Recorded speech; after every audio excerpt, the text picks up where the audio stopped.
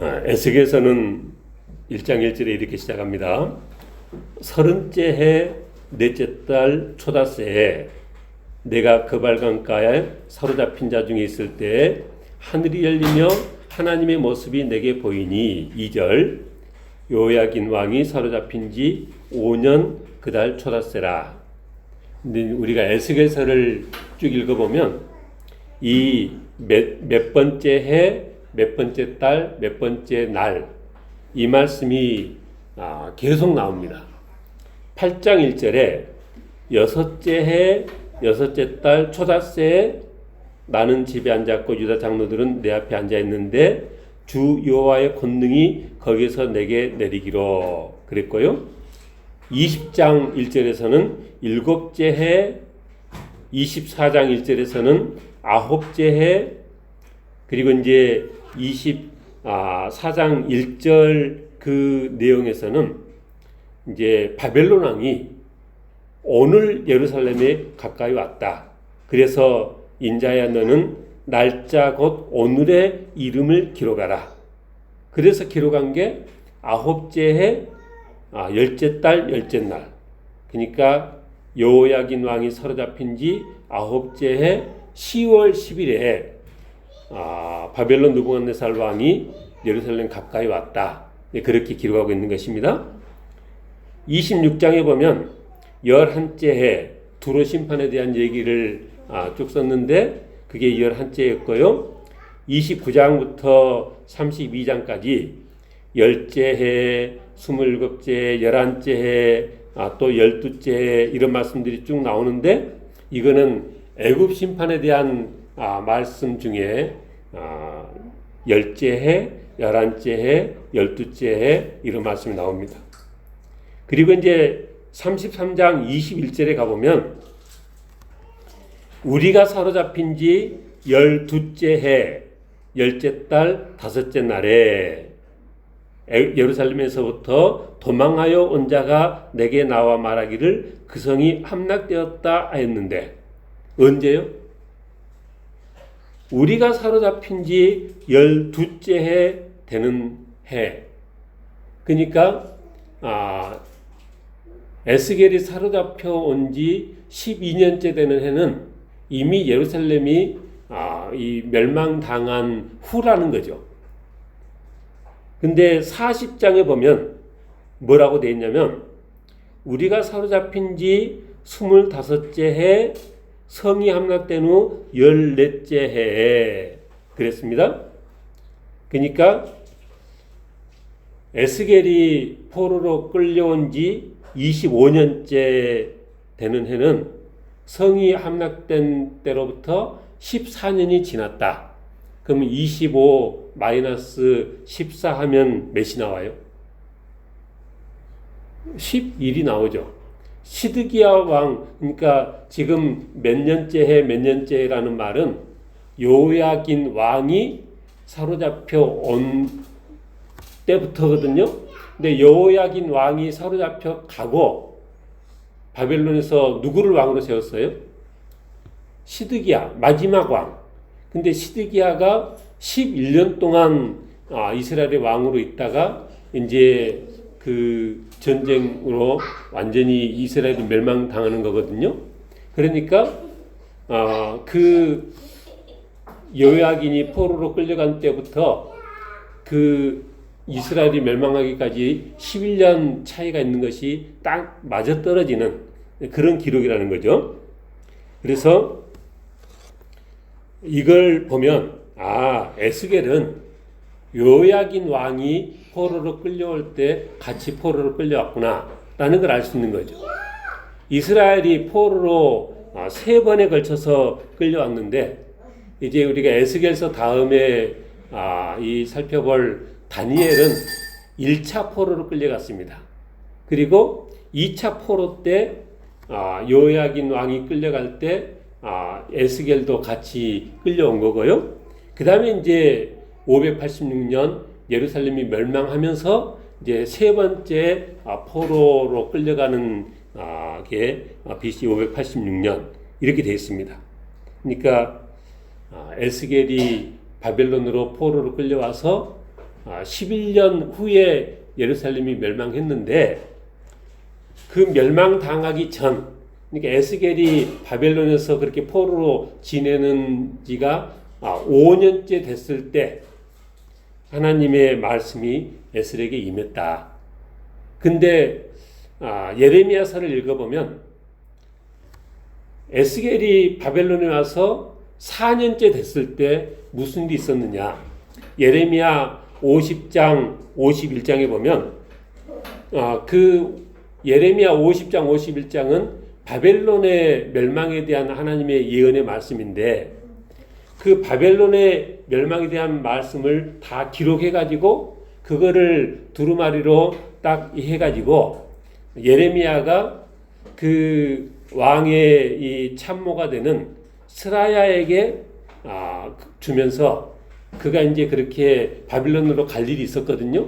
그래서 예레미야가 스라야에게 그 예언의 말씀을 주면서 너는 바벨론에 가서 백성들 앞에서 이 바벨론 멸망에 대한 말씀을 반드시 읽고 그리고 하나님 이 말씀대로 그렇게 되길 원합니다. 그렇게 선포를 하고 그리고 그 책에다가 돌을 매달아서 유브라데 강에다가 빠뜨려라. 그러면 그 책에다가 돌을 매달아서 빠뜨리면은 그 책이 어떻게 되겠어요? 꼬르륵 하고 이 강 속으로 그냥 내려앉겠죠. 그런 것처럼 바벨론이 하나님의 예언의 말씀처럼 그렇게 멸망하게 될 것이라 하는 내용이 나오는데 그게 언제였느냐? 바빌론으로 그렇게 끌려간 이 시드기야 제4년, 그러니까 요야긴 왕의 그 두 번째 포로로 끌려간 제4년 때에 그런 일이 있었다. 그렇게 성경에 쓰고 있습니다. 그래서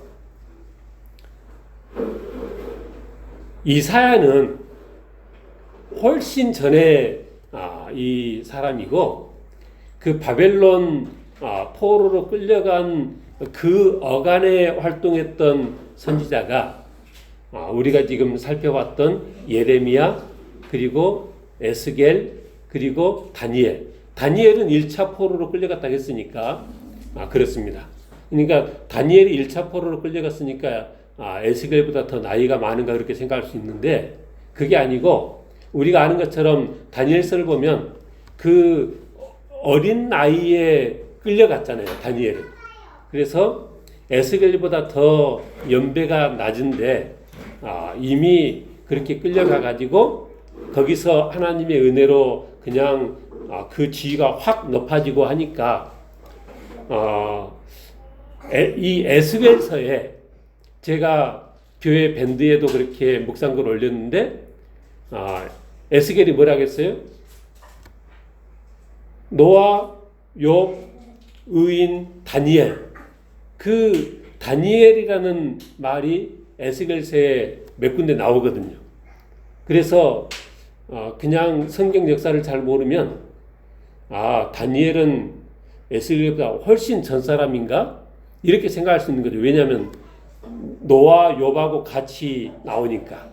근데 그 에스겔서에 나오는 다니엘은 심지어 에스겔보다 더 나이가 어린 사람이었는데 이미 잘 알려져서 이 말씀을 할 때 의인 노아, 욥 그리고 다니엘 이렇게 언급이 됐던 거다. 이렇게 우리가 알면 되겠습니다. 그러니까 에스겔에게 하나님의 말씀이 처음 임한 게 언제라고요? 요야긴 왕이 사로잡힌 지 5년째 되는 해라는 거죠.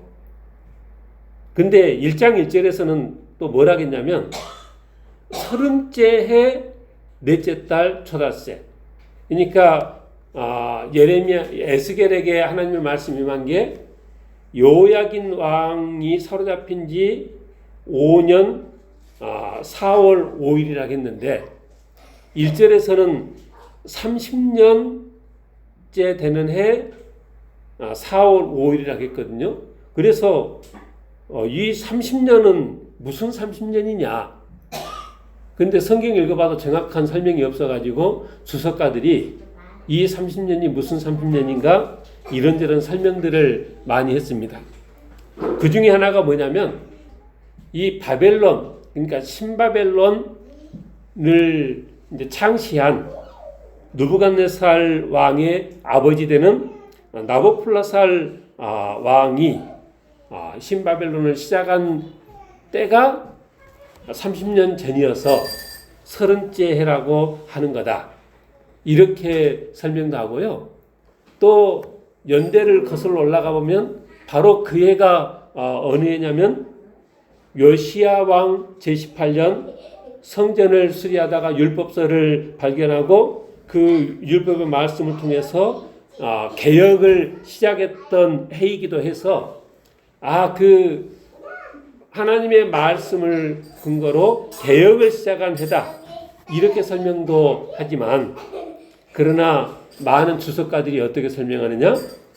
에스겔의 나이가 30살 됐을 때 에스겔 나이 30일 때 하나님의 말씀이 에스겔에게 임한 것이다.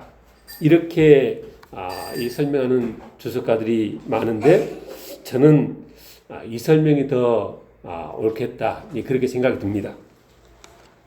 제가 지난주에 에스겔서 1장 말씀을 본문으로 내 생물과 하나님의 형상이라는 제목으로 함께 말씀 나눴었는데 그러니까 에스겔이 이 내 생물과 하나님의 형상을 볼 때가 언제라고요? 요야긴 왕이 그렇게 사로잡힌 지 5째 해 되는 때라는 거죠. 그 나이 30되는 그 해 4월 5일에 하나님의 말씀이 에스겔에게 임했다는 것입니다. 근데 그 하나님의 말씀이 임할 때 내 생물과 하나님의 모양에 대한 말씀이 쭉 나오는데 제일 마지막에 보니까 어떻게 돼 있어요? 그 머리 위 궁창 위에 보좌가 있고 그 보좌는 모양이 남보석 같고 보좌 위에 형상이 하나 보이는데 사람의 모양 같았고 그 허리 위도 단쇠 같아서 불 같고 허리 아래도 불 같아서 사방으로 광채가 나는데 그 광채가 마치 무지개 같은 광채였다. 근데 그게 바로 여호와의 영광의 형상의 모양이었다. 근데 그 모습을 보고 에스겔의 반응이 1장 28절에 나오는데 1장 28절 하반절에 보니까 내가 보고 엎드려 말씀하시는 이의 음성을 들으니라 이렇게 되어 있습니다. 저는 아직 한 번도 그런 경험이 없는데 성도님 중에는 혹시 하나님을 직접 보신 분이 계십니까? 생각으로는 아버지 하나님, 사랑 많으신 하나님이시니까 한번 배웠으면 좋기도 하겠다. 그런 생각도 들지만 근데 실제 성경을 보면 사람들이 하나님을 본 사람들마다 다들 굉장히 두려워 떨었습니다.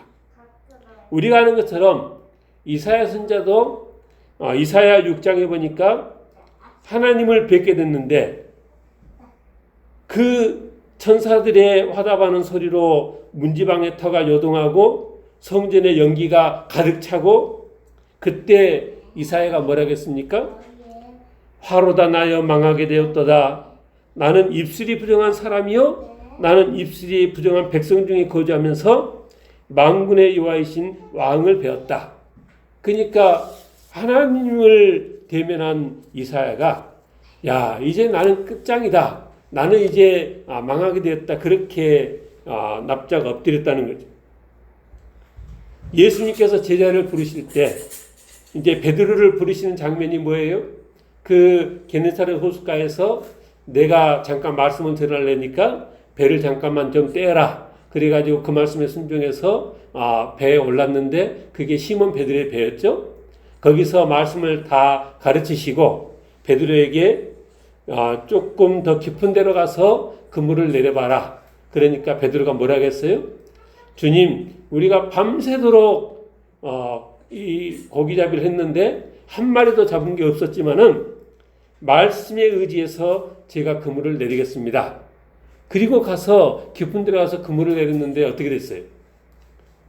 너무나 많은 물고기가 잡혀가지고 다 어떻게 안 되니까 이 손짓에서 다른 배가 오게 해서 그물에 걸린 물고기들을 다 실었는데 그 2배가 잠길 정도로 그렇게 많은 물고기가 잡힌 거죠. 그때 베드로의 반응이 무엇이었습니까? 시몬 베드로가 누가복음 5장 8절 이를 보고 예수의 무릎 아래 엎드려 주여 나를 떠나소서 나는 죄인으로소이다.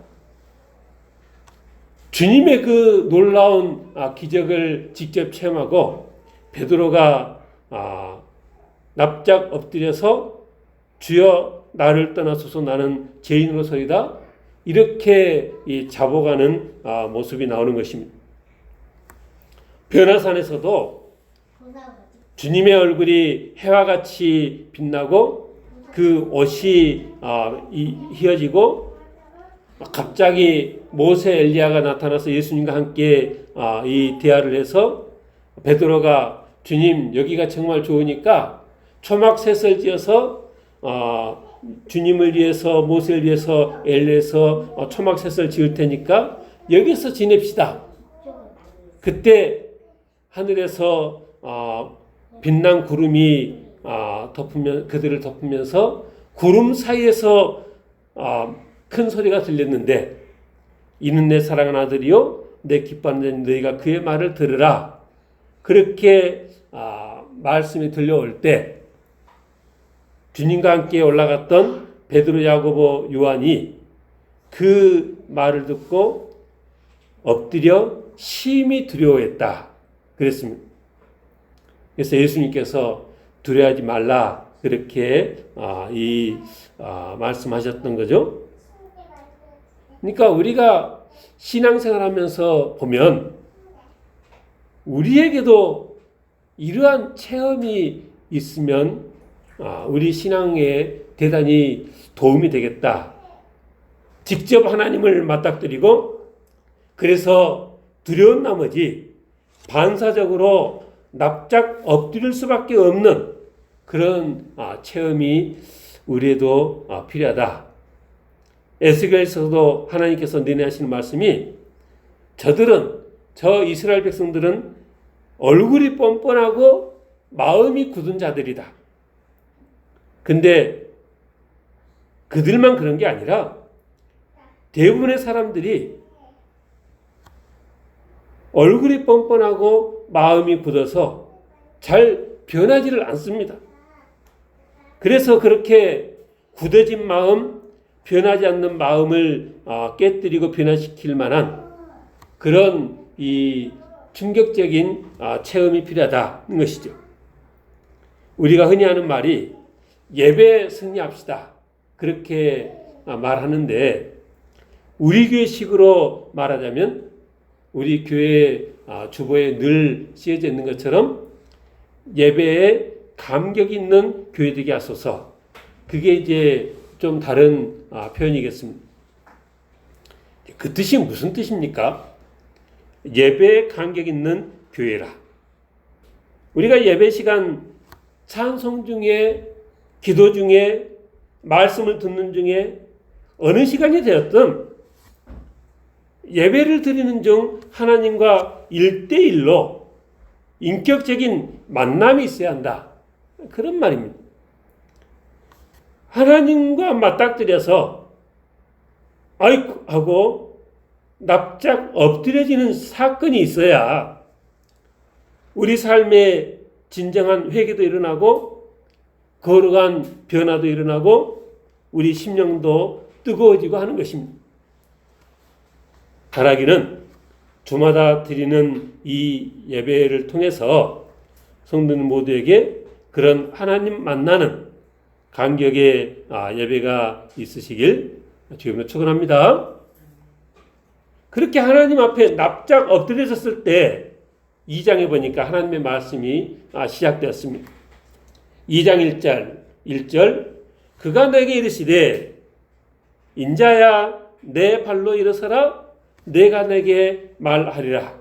그리고 하나님의 영이 에스겔을 일으켜 세워서 그 말씀하시는 소리를 들었습니다. 하나님이 뭐라고 하셨어요? 2장 3절에 내가 너를 이스라엘 자손 곧 패역한 백성 나를 배반하는 자에게 보내노라. 그들과 그 조상들이 내게 범죄하여 오늘까지 이르렀나니 이 자손은 얼굴이 뻔뻔하고 마음이 굳은 자니라.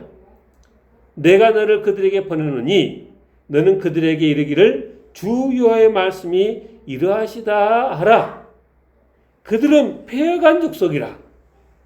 계속 패역이라는 말씀이 나오는데 패역이라는 말의 뜻이 뭐냐? 거스를 패, 거절할 역. 그러니까 사람이 마땅히 해야 할 도리에 어긋나고 순리를 거스르는 것을 가리켜서 패역하다 그렇게 말하는 것입니다. 그들은 패역한 족속이라 그들이 듣든지 아니 듣든지 그들 가운데 선자가 있음을 알지니라. 비록 가시와 찔레와 함께 있으며 정갈 가운데 거주할지라도 그들을 두려워하지 말고 그들의 말을 두려워하지 말지어다. 그들은 패역한 족속이라도 그 말을 두려워하지 말며 그 얼굴을 무서워하지 말지어다. 2장 7절 그들은 심히 패역한 자라. 그들이 듣든지 아니 듣든지 너는 내 말로 고할지어다. 너 인자야 내가 내게 이르는 말을 듣고 이 패역한 족속같이 패역하지 말고 네 입을 벌리고 내가 내게 주는 것을 먹으라. 그래서 에스겔이 보니까 한 손이 펴졌는데 그 안에 두루마리 책이 있었다는 거죠. 그것을 보니까 안팎에 글이 있는데 애가와 애곡과 재앙의 말이 기록되었다는 것이죠. 하나님께서 에스겔을 부르신 것이 이스라엘 백성들에게 가서 하나님의 말씀을 전하라는 것입니다. 근데 그렇게 이스라엘 백성들에게 보내기 전에 미리 에스겔에게 필요한 것을 준비시키는 과정이 미리 있었는데 그게 2장과 3장에 나오는 말씀입니다.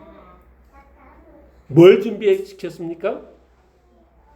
먼저는 가서 전할 하나님의 말씀으로 하나님께서 준비시켰습니다. 오늘 본문 1절 이하에 보니까 너는 이 두루마리를 먹고 가서 이스라엘 족속에게 말하라. 하나님께서 말씀하시고자 하는 내용이 담긴 두루마리 책을 에스겔에게 먹이셨다는 것입니다. 그리고 인자야 이스라엘 족속에 가서 내 말로 그들에게 고하라. 그냥 사람이 자기 하고 싶은 말 전하는 것이 아니라 하나님께서 하라고 하신 그 말씀을 전하라는 거죠. 근데 우리 상식으로 책을 뜯어 먹는다는 것이 말이 되겠습니까? 굳이 생각해 보면 한 장씩 찢어서 오랫동안 씹으면 넘어가긴 하겠지만 쉽지도 않고 맛도 없을 것 같은데, 근데 오늘 성경에 보니까 에스겔에 있어서는 상황이 많이 달랐습니다. 3절에 보니까 내가 먹으니 그것이 내 입에서 달기가 꿀 같았다 그랬습니다. 그래서 하나님이 두루마리 책을 먹으라고 하시는데 그게 꿀처럼 달면 저도 한번 먹어보고 싶어요. 우리 머리로는 다 이해가 되지 않지만 아마도 하나님께서 주시는 그 두루마리 책을 먹으면 먹은 그 사람은 그때부터 하나님께서 주신 말씀들이 그의 생각 속에 온통 가득 차게 되지 않았을까? 그렇게 이 생각을 해봅니다. 우리 사람의 몸도 우리 몸속에 뭘 집어넣느냐가 중요하죠. 그래서 음식을 먹을 때도 건강한 음식을 먹어야지 오염된 음식을 먹으면 몸에 해롭습니다. 중금속 같은 것이 많은 것들은 먹으면 그게 빠져나오지 않고 계속 축적돼서, 그래서 우리가 음식을 먹을 때도 몸에 해로운 것은 가려 먹긴 해야 하는 것입니다. 근데 우리 성도의 사명이 무엇입니까? 고린도후서 5장 18절에 보니까 우리에게 화목하게 하는 직분을 주셨다. 세상 불신자들에게 복음을 전해서 그들도 하나님과 화목하게 해야 할 제사장의 사명이 우리에게 주어져 있습니다. 그래서 모든 성도는 그 속사람을 하나님의 말씀으로 가득 채워야 하는 것입니다. 우리가 잘 아는 말씀 중에 에베소 5장 18절 술 취하지 말라 이는 방탕한 것이니 오직 성령으로 충만함을 받으라 그랬습니다. 우리가 우리 속을 뭘로 채우냐에 따라서 우리 속에 채워진 그것의 영향을 받습니다. 우리의 몸을 술로 채우면 술이 우리를 지배하는 것이고요. 우리의 속사람을 말씀으로 성령으로 채우면 우리가 성령의 지배를 받는 것이죠. 그런 의미에서도 저는 내 속에다가 술을 집어넣는 것을 싫어합니다. 아니 먹는 그 술만이 아니라 내 눈에다가 내 귀에다가 뭘 보게 하고 뭘 듣게 하고 내 머릿속에 어떤 것이 들어가게 하는지 그게 중요한 거예요. 내 눈을 통해 내 귀를 통해 내 입을 통해 뭐가 들어오든지 나중에 그것이 도로 나오게 돼 있습니다. 그래서 우리는 우리 눈과 귀와 마음과 생각을 무엇으로 채울 것인가에 항상 신중해야 하는 것입니다. 하나님께서 에스겔에게 뭘 채우셨다고요? 하나님의 말씀에 두루마리로 먹이셔서 채우셨다. 그리고 하나님께서 에스겔의 얼굴과 이마를 굳게 하셨다 그랬습니다. 그들의 얼굴을 마주보도록 네 얼굴을 굳게 하고 그들의 이마를 마주보도록 네 이마를 굳게 하는데 화석보다 굳은 금강석같이 했다. 네가 가서 말씀을 전하는 그들의 마음이 굳고 마음이 이마가 굳고 마음이 굳은 자들이어서 네가 전에도 네 말을 듣고자 아니할 것인데 그들이 그렇게 하는 것은 너에 대한 반감이 아니라 나 하나님의 말을 듣고자 아니해서고 결코 호의적이지 않을 것이다. 그러니 그들의 그런 반응에 두려워하지 말고 무서워하지도 말고 담대히 내가 쥐어주는 이 메시지를 그들에게 전하라. 그래서 우리가 이 시대에 말씀을 전하는 것도 우리가 얼굴과 이마를 다이아몬드보다 더 굳게 하고 세상에 복음을 들고 나가야 한다. 성경이 우리에게 사랑의 사람이 되라고 하셨지만 그 말이 여린 사람이 되라는 것은 아닌 거죠. 여린 사람은 원수까지 사랑할 수 없습니다. 사랑의 사람은 원수까지 사랑할 수 있는 사랑의 사람은 아주 강한 사람인 것이죠. 그리고 오늘 본문 이어서 나오는 말씀이 내가 만약에 내 이 말씀을 전하지 않으면 그 핏값을 에스겔 네 손에서 찾을 것이다. 그러니까 그 말씀이 나오는 내용을 쭉 보면 18절 19절은 악인에 대한 말씀이고 20절 21절은 의인에 대한 말씀인데, 근데 이제 말씀을 읽어보면 18절 19절에 악인이 더 악한 사람이고 20절 21절은 덜 악한 사람인데, 하나님께서 그 모두에게 하나님의 말씀을 전하라고는 하셨지만 전자의 악인은 그 말을 듣고 악한 길에서 떠나게 되리라고 별로 기대를 안 하셨던 것 같고, 의인이었던 자가 악을 행하게 된 경우는 말씀을 듣고 돌이킬 거라고 이렇게 예상을 하는 거 보니까 하나님께서 그들을 똑같이 생각하시지는 않지만, 그러나 누가 됐든지 요점은 뭐냐?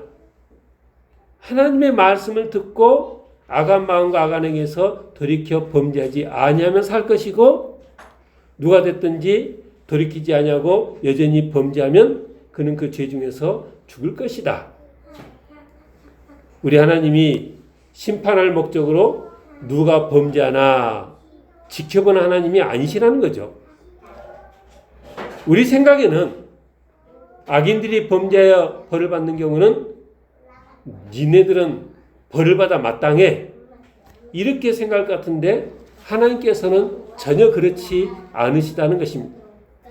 그들이 계속해서 죄를 저질러서 하나님을 끊임없이 실망시켰음에도 불구하고 하나님께서는 여전히 그들을 사랑하셨고 그들이 돌이켜 하나님 말씀에 순종하는 삶을 바라셔서 끊임없이 당신의 종들을 보내고 또 보내시고, 그래서 이사야도 보내시고 예레미야도 보내시고 에스겔도 또 보내시고 하시는 것입니다. 사실 하나님께서 에스겔에게 하신 말씀은 내가 가서 말씀을 전하고 한 그들에게 말씀을 전하지 않은 것으로 인해서 그들이 죄악 중에 죽어 멸망하게 되면 그 핏값을 에스겔 너에게서 찾겠다. 그러니까 하나님의 그 말씀을 듣고 에스겔이 얼마나 움찔했겠습니까? 하나님은 마음이 급해서 그 두루마리를 에스겔에게 먹이시고 마음을 금강석처럼 더 굳게 그렇게 준비시키시고, 하나님께서 KTX보다 더 빠르게, 비행기보다 더 빠르게 그 주의 영으로 들어올려서 에스겔을 텔아비브에 떨어놓으셨는데 15절에 보니까 에스겔이 그 중에서 두려워 떨며 7일을 호송세월하고 있을 때 하나님께서 꾸짖으면서 하시는 말씀이 바로 네가 내 이 말씀을 두렵다고 전하지 않으면 그 핏값을 내가 네 손에서 찾겠다는 것이죠.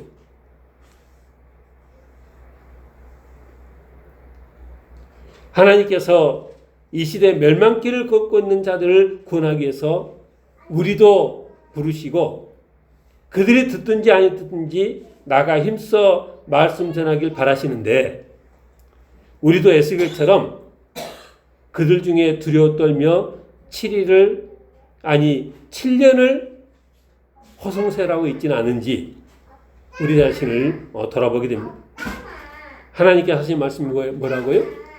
그들의 핏값을 네 손에서 찾으시겠다는 것입니다. 말씀 마치겠습니다. 하나님은 오래 참으시는 분이십니다. 우리가 너무나 익숙한 말로 자비 하나님이라 부르는데 생각해보면 정말 자비 하나님이십니다.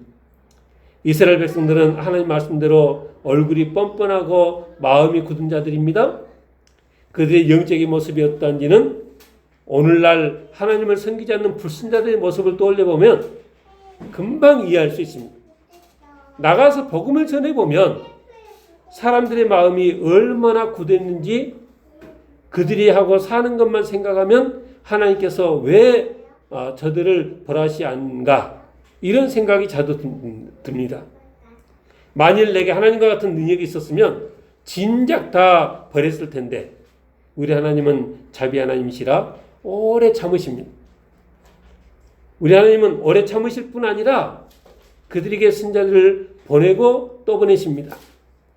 그들이 죄 가운데서 멸망당하는 것이 안타까워서 보내고 또 보내십니다. 그들이 듣든지 아니 듣든지 하나님께서 거듭 말씀하신 걸 보면 그들이 그렇게 선자를 보낸다고 회개하고 돌아올 것이라고 별로 기대하시지도 않아 보입니다. 그러나 그럼에도 혹시 한 사람이라도 회개하고 돌아올 자가 있을까 하고 종들을 보내신다는 것입니다. 오늘날도 복음을 들고 나갈 때 사람들의 심령 상태를 생각해 보면 거의 기대하기 힘든 것이 사실입니다. 그러나 에스겔에게 그랬듯이 하나님께서는 우리를 그런 사람들의 파수꾼으로 세우셨습니다. 그렇게 우리도 하나님께서 그러셨듯이 혹시라도 모를 그 한 영혼을 위해서 그들이 듣든지 아니 듣든지 십자가 복음을 전해야 하는 것입니다. 파수꾼의 사명을 다해야 하는 것입니다. 그렇지 않으면 어쩐다고요? 하나님께서 그 핏값을 내 손에서 자시겠다는 것입니다. 하나님께서 에스겔을 그렇게 준비시켰던 것처럼 우리도 하나님의 말씀을 통째로 먹어 내 속을 가득 하나님의 말씀으로 채워야 되겠습니다. 그래서 내 몸 어디를 눌러도 하나님의 말씀이 튀어나올 수 있을 만큼 그렇게 말씀으로 준비가 되어야 되겠습니다. 그렇게 말씀으로 무장하고 얼굴이 뻔뻔하고 마음이 굳은 자들에게 담대히 그리스도 십자가 복음 전파의 사명을 다하는 지리는 성도 다 되시길 주님을 축원합니다.